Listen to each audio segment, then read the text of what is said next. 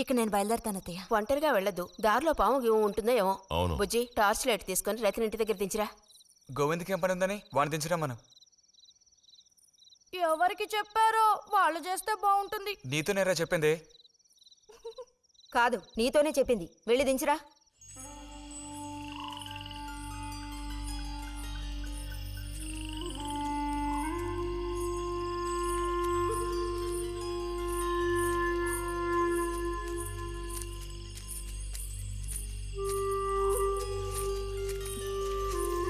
Light ఇటు చూపించు. బుజ్జి, ఇటు చూపించమంటున్నానా? నాకేం కనపడడం లేదు. బుజ్జి, ఇప్పుడు పద. ఎదుగోండి, మీరే ఉంచుకోండి.